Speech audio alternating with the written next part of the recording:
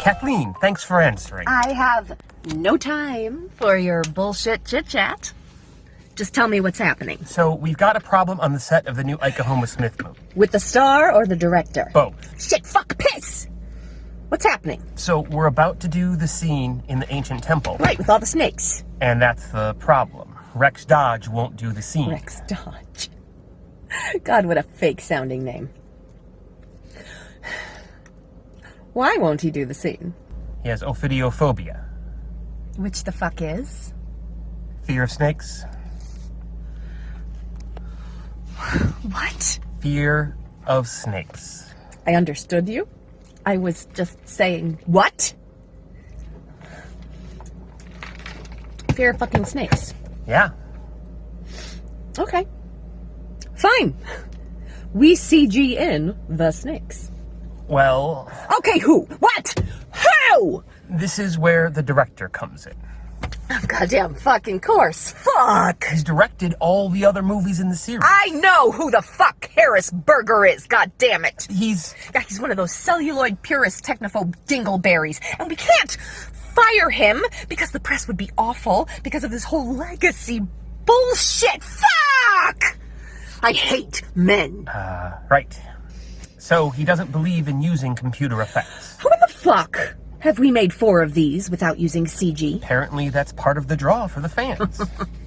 And why these movies are so ball-splittingly expensive. And also why 7 stuntmen died. Yeah, well, they knew the risks. Let me think. Well, we could... Perf, shut the fuck up! Don't you understand?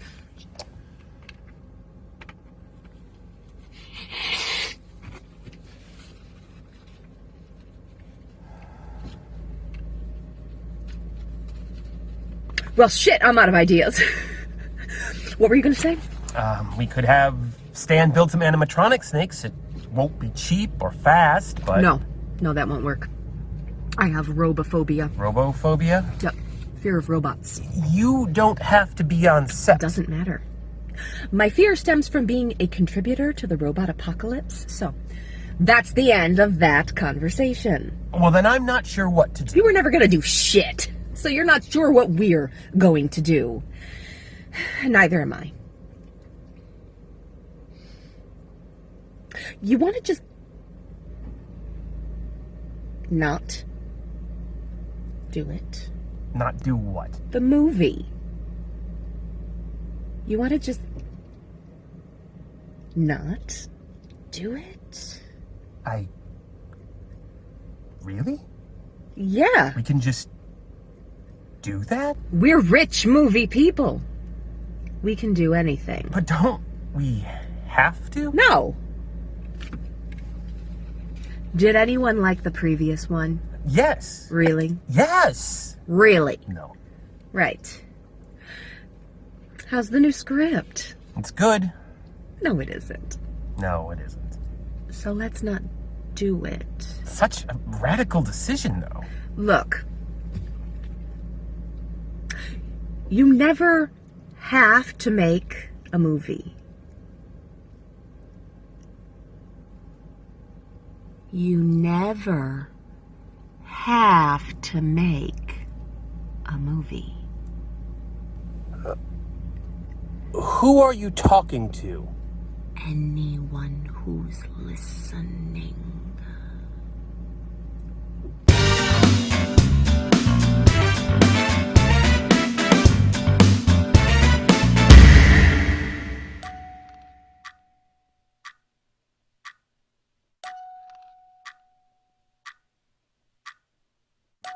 I like to watch those video essays on YouTube all the time.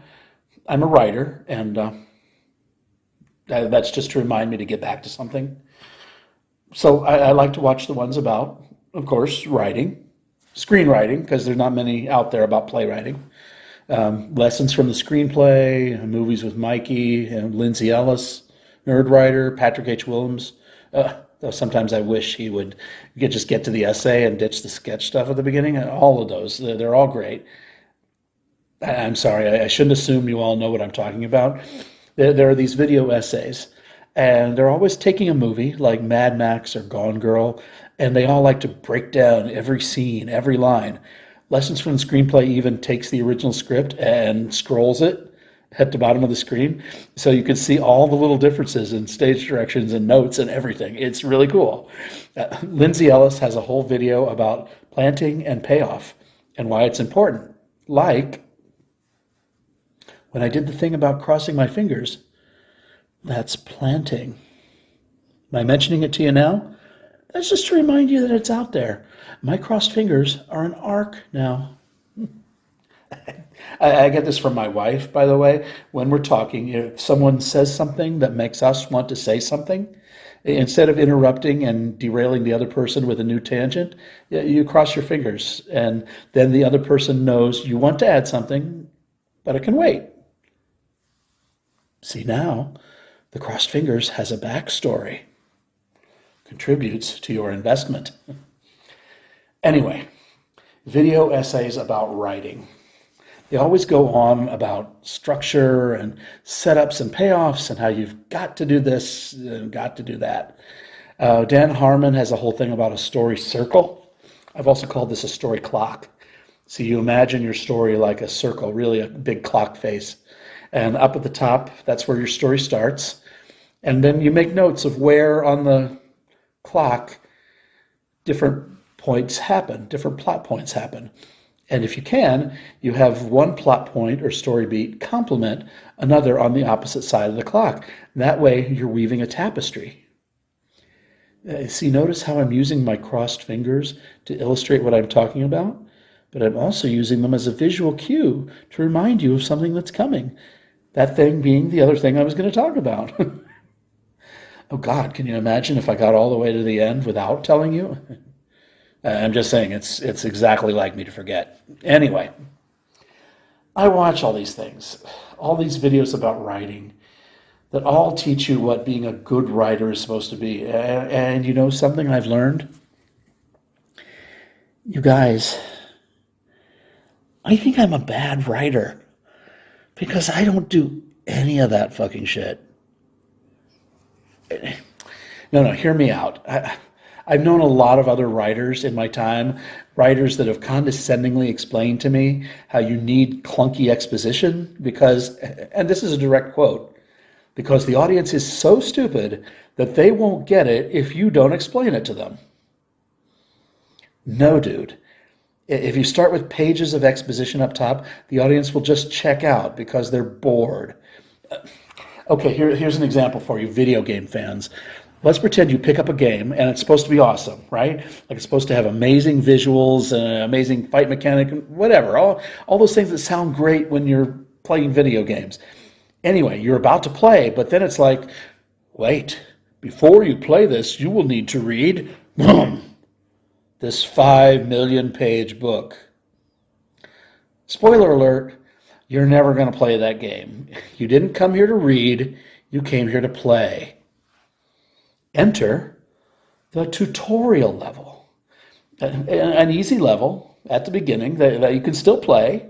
It's just there to tell you that the right stick moves you around, the left stick moves the camera, the right trigger is fire, left trigger is transformed into a water buffalo, whatever. The point is you're playing while you're learning. And you can do that in a story too. You know those 80s cop movies, like how there's always a bit at the beginning where the tough cop who plays by his own rules, it goes into a convenience store and, oh no, the store's being robbed. That's a tutorial level. The movie is teaching you what movie it's going to be and who the main character is. That's how you do exposition if you have to, through a scene. Not a monologue where some actor just stands in a single light and just fucking tells the audience some shit.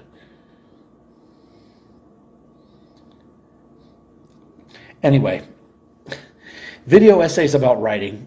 I'm not saying they're bad, but as a writer, it's easy to get to a point where you hear about all these things that good stories have to do and all these habits that good writers have to have, and you come away totally intimidated. It can seem like you have to know so much before you can even start. Good news. That's a bunch of crap. I'm not saying that those essays can't teach you things. They absolutely have value. But just remember, they aren't how-to guides. They are autopsies. Which brings me to this. My crossed fingers. I crossed them when I said, I'm a writer. That was to remind myself to repeat the old adage. Don't say you're trying to be a writer. If you write, you're a writer. You carry a badge, then carry a gun. And if you're just starting, that's your tutorial level. Hey, I kind of did a video essay after shitting all over screenwriting video essays. So, whatever. I told you I was a shitty writer.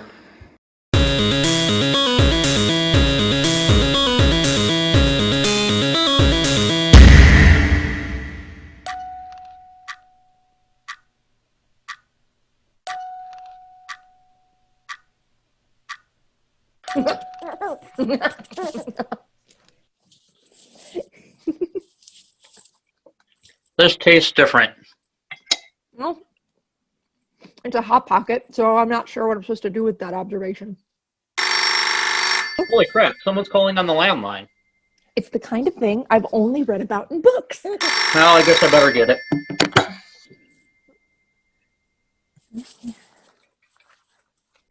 Hello? Yes, this is him. Oh. What's this about? Did we do anything wrong? Uh-huh. Yes, we did. Yeah. No kidding. Oh. Really? That's just crazy. Wow. Well, police officer, thanks for letting me know. Yes, we most certainly are. Thanks again. You have a good night, too. What was that all about? You remember when we were driving through that small southern town last week and we picked up that hitchhiker? Oh, yeah. We took him to his house, and he had this creepy family. Yeah, that's the guy. And he invited us in for supper, and we felt weird about it, but they were all like, no, don't be rude. Yeah, they were super passive-aggressive. Right. We pretended we were going to stay, but then we sort of slipped out and ditched them. Which I still kind of feel bad about. Well, don't. That was the cops in the area, and apparently someone else picked up the same hitchhiker, like, the next day. Oh, so this is a scam. Yeah, but the other people, they were a couple like you and me. Well, those people stayed for dinner. So, what happened? They ate them. No. Yes, they ate them, like the second couple was the dinner. Whoa. Yeah. Why did they stay? I don't know, I mean, we almost did. I guess so. But, I mean, thinking back, they were super creepy. Like, all their shit was made out of bones, like... I use antlers in all of my decorating. Yeah. Oh, and they kept saying shit like, it's nice to have a nice couple like you for dinner. Right. And they kept saying it. Yeah, like, okay, cute guys, we get it. Oh, and that one guy, like, I don't even know if he was part of the family, but all he did was giggle and burn himself with a soldering iron. Oh, and that kid with the Coke bottle glasses who kept yelling for waffles? I don't even know if he wanted waffles. He just kept yelling, waffles, waffles, waffles. Yeah, what was those guys' deal? Well, they eat people, so I guess that's their deal. So they got caught. Oh, shit, yeah, there's a whole story, like, the husband gets killed right away. Well, no, wait, that's not totally true. Like, they castrated his balls and ate his dick in front of her. Yeah. And so the wife tries to fight back, and she got the Waffles kid. She got him? Yeah, and this is cute. She killed him with a waffle iron, presumably in self-defense. Presumably saying something appropriate after. Did she kill the soldering iron guy with the soldering iron? Yes. But then, the crazy mother got, and a lot of other gross stuff happened. The cops seemed a little fuzzy on the details. Like, At one point, she freed some girl in the basement who she thought was a prisoner, but she turns out to be their sister. It was kind of convoluted. In the end, they got her and they ate her. And then the wife's sister showed up with some private investigator friend, and there was this whole, like, other thing. And then the house blew up. Did anyone survive? Just the wife's sister, but she's, like, messed up for life now. Yeah. So it's good we didn't stay. Sounds like it.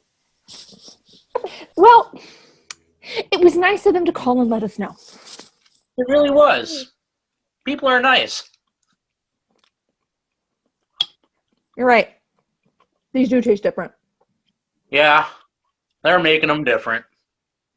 New Hot Pockets. What a world.